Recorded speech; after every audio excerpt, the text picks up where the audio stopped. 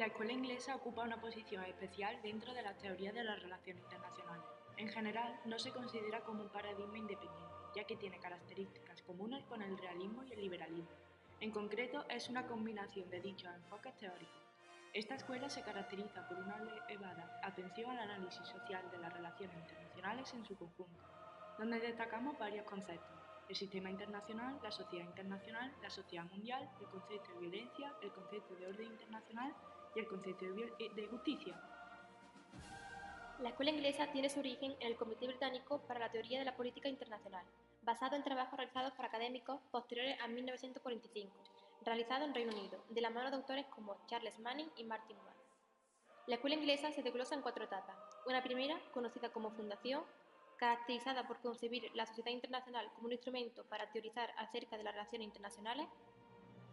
Una segunda etapa, denominada como consolidación, donde se profundiza sobre la naturaleza y estructura de la sociedad internacional occidental desde una perspectiva histórica.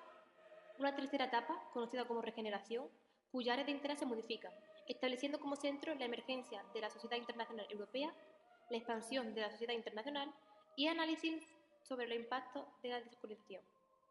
Y una cuarta y última etapa, conocida como expansión, donde centra su análisis en nuevas reflexiones sobre la escuela inglesa en relación a las teorías de relaciones internacionales: realismo, liberalismo, constructivismo y globalismo.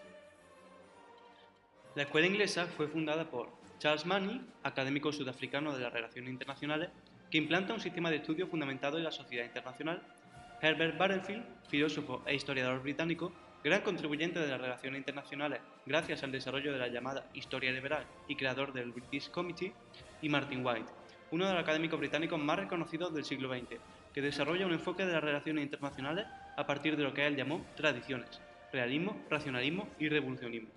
Asimismo, encontramos a Hedley Bull, filósofo político y teórico australiano de las relaciones internacionales, considerado el principal y más significativo discípulo de Martin White. Probablemente es el autor que mejor supo explicar el pensamiento político de la Guerra Fría, y fue el gran estratega y pensador clave de la escuela inglesa, una vez implantada esta y creado el Comité Británico. Desarrolló su carrera en Harvard, Princeton y la London School of Economics, donde posteriormente ejercerá como docente. Dentro de la escuela inglesa, en la cual pertenece a la segunda etapa, consolidación, contempla 3 tipos de sociedad internacional: una sociedad minimalista, la cual se construye alrededor de unos intereses conjuntos y una cooperación constante; una sociedad solidarista, donde se prioriza el interés del colectivo del común por encima del interés de los individuos o grupos concretos, a partir del consenso; y una sociedad pluralista, donde la coexistencia y las reglas informales se institucionalizan a través de cultura, lengua y civilizaciones comunes. Es en esta última, la sociedad pluralista, en la que centra su estudio Hedley Bull.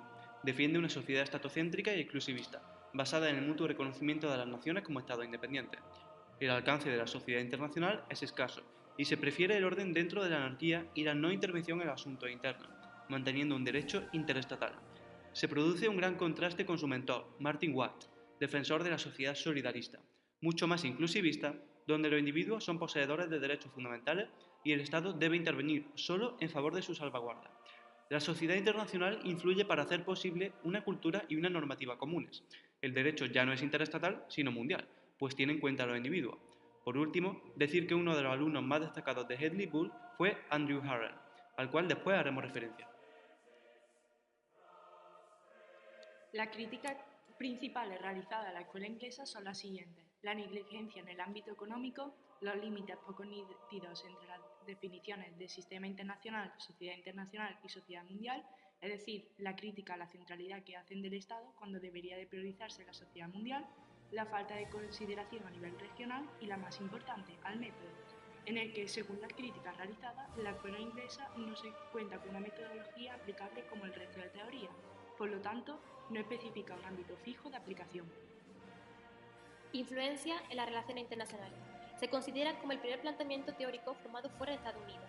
Parten de una concepción en la cual la sociedad internacional se caracteriza por la ausencia de un gobierno central, en la que los actores siguen siendo relevantes, es decir, mantienen una aproximación estatocéntrica y progresista. Las aportaciones fundamentales que otorgan a las relaciones internacionales la escuela inglesa serían: en primer lugar, la concepción de las relaciones internacionales como una rama de las relaciones humanas, que operan sobre valores básicos de seguridad, orden, justicia e interdependencia.